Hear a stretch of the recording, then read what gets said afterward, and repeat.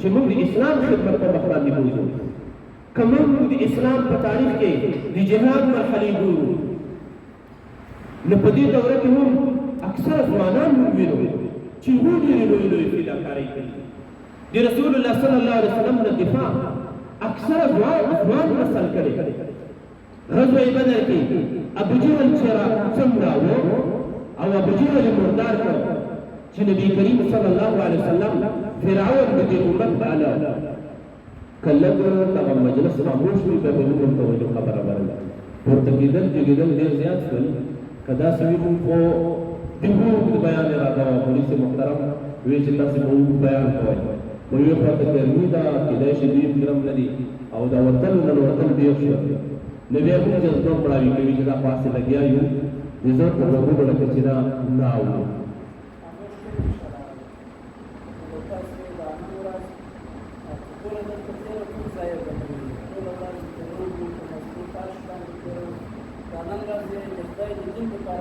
تاسو ناسته خبرې وګورئ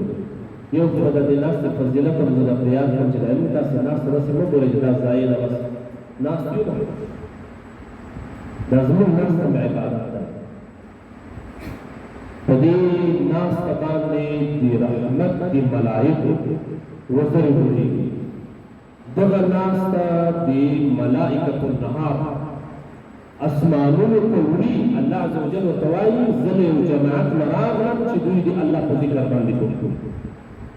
نبی کریم صلی الله علیه وسلم په داسې مجالس جوړول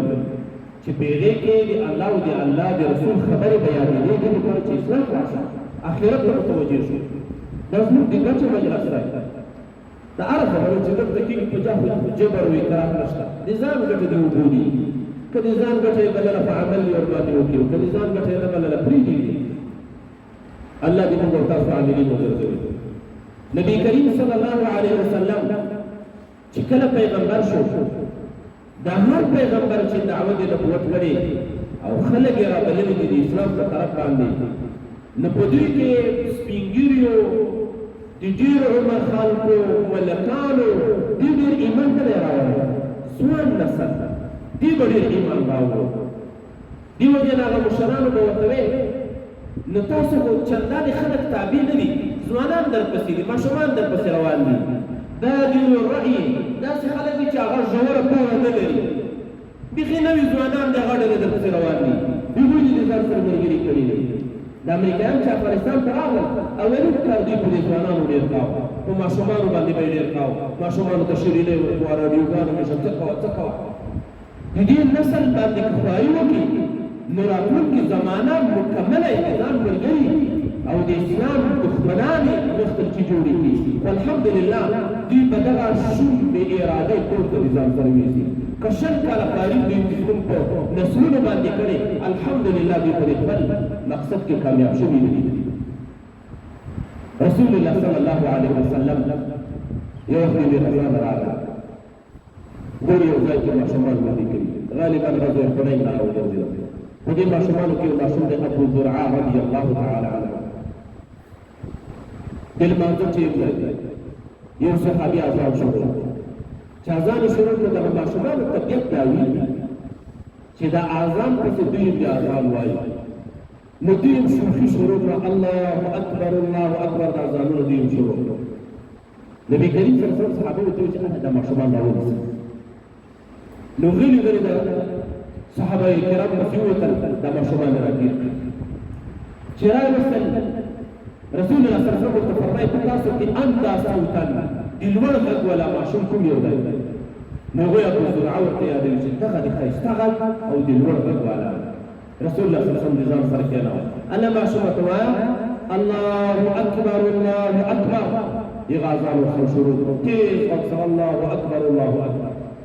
بیا ورته وایي اشهد ان لا اله الا الله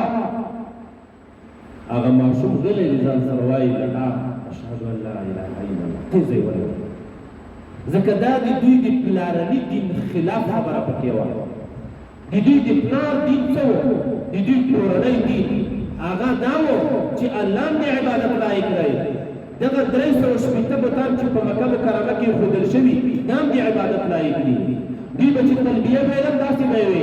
لبیک اللهم لبیک لبیک لا شریک لك الا شریکا انت تملكه انت مگر یو شریک شما در سره چې دی غیر مالک دی یا الله نو دی خو دی الله سره شریک دی وو نو د دې پلارني دین عقیده دا و چې الله هم د عبادت لایق دی او دا نور بتان هم د عبادت لایق دی او اشهد ان لا اله الا الله تماما توحید ادا کوم نفس لایق دی عبادت مگر یو الله دی دا نور بتان ټول د عبادت لایق دي نو دې خو عرب کو اشهد ان لا اله الا الله ویل غلی نظام سوي اشهد ان لا اله الا الله رسول الله صلی الله علیه وسلم دا څه دا معصومان دي دا ځوانان دي دوی تاثر قبلوي دوی چې په دې ماشومتوب کې ایمان راوړي دا ډېر مضبوط ایمان وي د ځوان جذبه ځوان وي احساس ځوان وي روح او اراده یې هم ځوان وي هغه ماشوم ته وایي نه ماشوم راسته نه وایي تیز نه وایي د بیا ورو ابو زرعه ورسته وایي الله اکبر دا ماشوم دا صحابي چې رسول الله صلی الله علیه وسلم په دې سر باندې لاس راکړ او بیا داسې په مخ لاس راکړ او په دې سینه او ټټر باندې لاس راکړ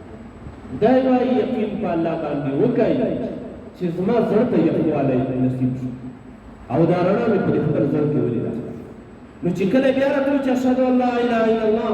او اشهد ان محمد رسول الله دا دواړه کلمې د ډېر ورو ویلې په لوړ غږ باندې مې اشهد ان لا اله الا الله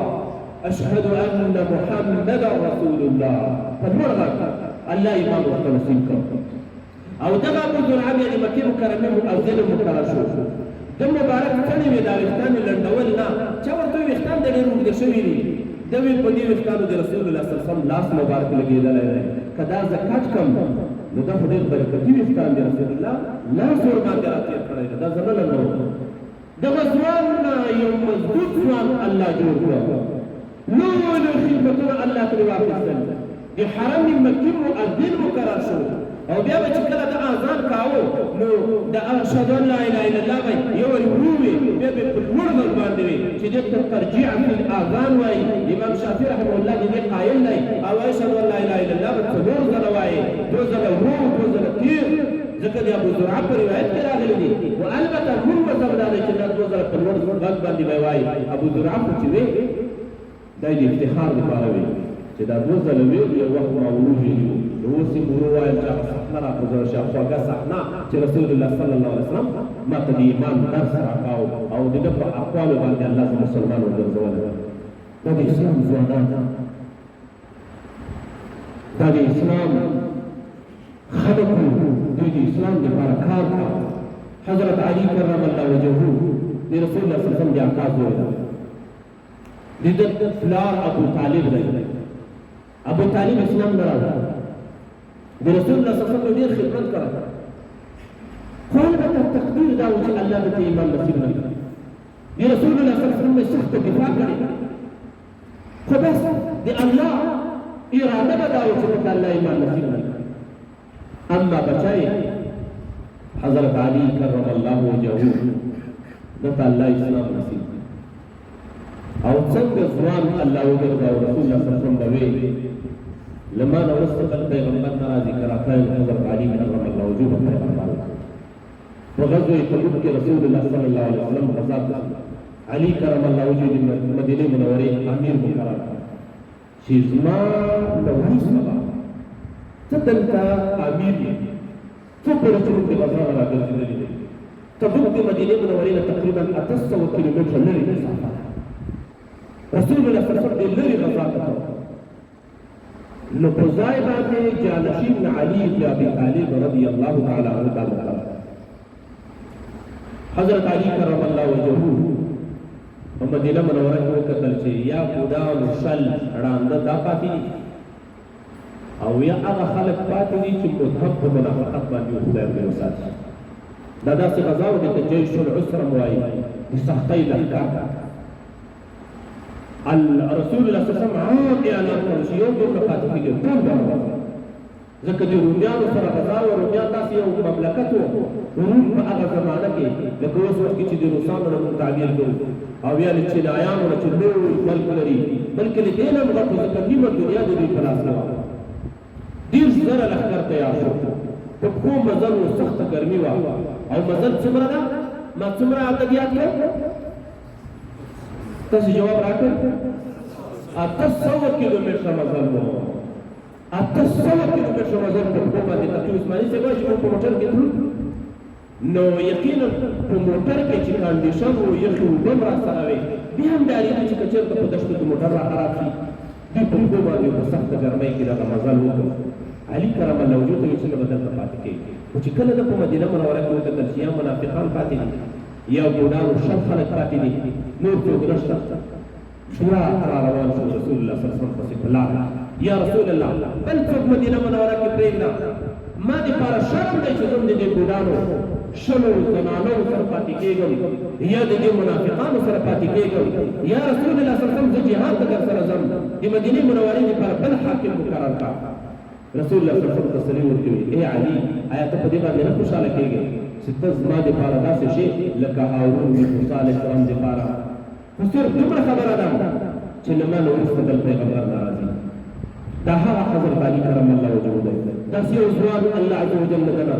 جوړ کړ او د اسلام څلورم خلیفه شو په ټول امت مسلمه کې څلورم مقام الله دته نصیب کړی دا ځوان خیبر په غزا کې یوه لویه مېړانه حضرت علي کرم الله وجهه وه یوه لویه دروازه چې څوک پهلوانانو نشو پورته کولی دب دې راپورته کړه او د ډال په څېر باندې یې مخته وړله رسول الله صلی الله علیه وسلم فرمیل زه به سبا ته دغه د اسلام بیرغ داسې یو چا ته ورکوم چې الله او د الله رسول دې هغه سره مینه لري هغه حضرت علي کرم الله وجهه او د ده په لاس باندې الله کلاګانې د یهودو د خیبر دا الله فتح وګرځولې دا د اسلام یو ځواک غزوه بدر کې درې ځوانان دي د رسول الله صلی الله علیه وسلم انتقام اخلي د کافرانو عبدالرحمن بن عوف صاحب وایي زما خواته یو وړکی ځوان ولاړ دی نوې ځوانۍ مرحلې ته رسېدلی د ځوانۍ نه ټیټ تورې په ملا پورې تړلې ده نو چې ما وکتل اول ما وایي کاشکې قوي کسان مې څنګ ته ولاړ وای په دې جګړه کې چې د څنګ ملګري قوي وي بیا سړی زړور وي ډېر خو بیا د تورې غزا وه جګړه وه دوی مې چې ولیدل زړه کې مې دا تېر شول دا کمزوري اشخاص تر څو دغه یوه ماشوم راته وویل یا عمي اتعرف ابا جهل از ما ترى کاکا ابو جهل پیژنې ما ورته وکتل ته په ابو جهل باندې څه کوې وایي دا د اسلام ډېر لوی دښمن دی رسول الله صلی الله علیه وسلم پسې ډېر قدرت وایي سخت سپک الفاظ وایي ما اراده کړې چې د رسول الله انتخاب به زه نه کوم ما ورته وویل چې هو چې کله ابو جهل راوځي زه بیا تا ته وایم بلې خوا ته مې همداسې ځوان دا دواړه سره ورونو تر څو په جهل راوځي په اسمان دې سور دی او په دې میدان د بدر ته ډېر پر کبر وو سره په دې اسمان دی تاویږي ورتاوي چې ما ورته وویل ماشومه هغه سړی وي چې په اسمان دې سور دی دا ستا هغه مطلوب دی چې تا وخت دغه دوه ځوانان د سترګو په رپ دي لکه د زمریانو غوندې په دې ابوجهل باندې حمله وکړه اول د آس ګوندو ته ورته ووایه نو د آس نه راوغورځېد ایله وروسته په ده باندې د تورو ګوزارونه وکړه دغه کسان هم بیا په دې غزا کې شهیدان شوي نو فرعون الامه فرعون هذه الامه د دې امت فرعون دا چا مردار کړ دغه قهرماني د چا په لاسونو باندې د یو دوو ماشومانو او ځوانانو په لاسونو باندې د اسلام په تاریخ کې دا ثبت شوه